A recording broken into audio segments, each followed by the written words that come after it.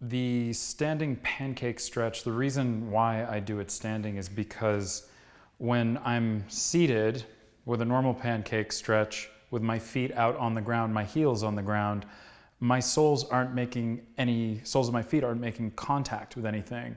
So it's really difficult for me to sort of go deeper into that stretch in that hip flexion and get that deep hamstring stretch without kind of compromising the tracking of my hip. So I find that I do it in another plane. It's the same exact stretch, I'm just doing it in this orientation as opposed to seated with my legs out. And that allows me to really organize through the bones of my feet, which helps me to resist in every aspect of the stretch, the front spiral lines and the back spiral lines of my leg, in order to track the head of my femur into the acetabulum, into the hip socket. So the way we're going to set up for this, I like to start shoulder width apart. And what I do is I make a rough tabletop.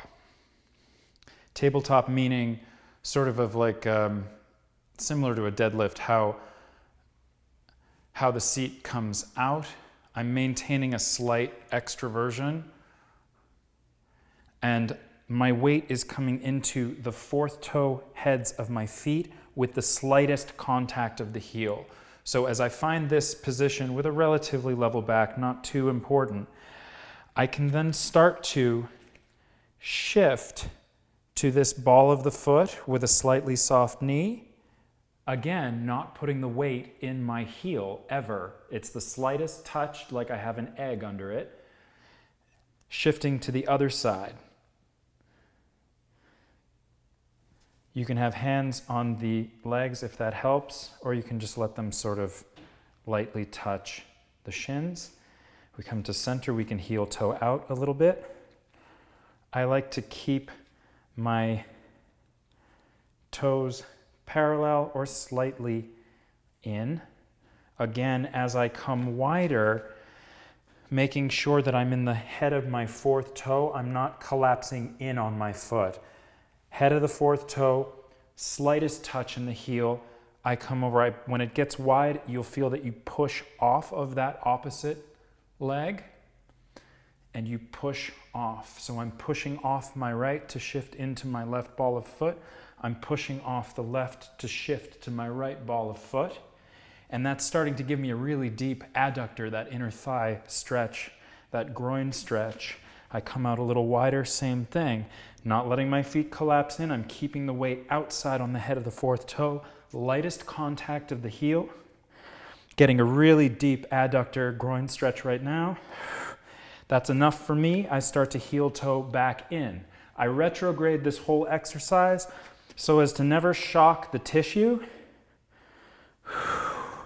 Back into shoulder width.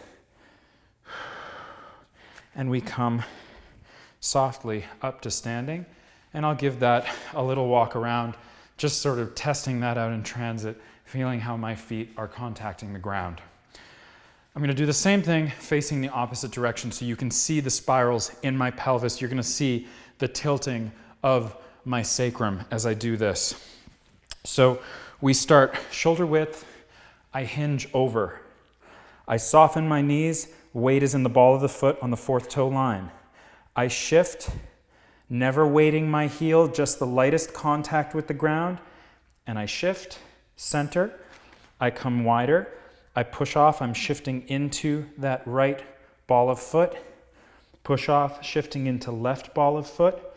I heel toe back out again, just pulling in the pelvic floor slightly to make sure that I'm tracking the hips properly, that I'm creating enough opposition in this stretch to stabilize my hips. I'm pushing through that left ball of foot, pushing off right ball of foot, never working to any sort of pinching sensation in the hip.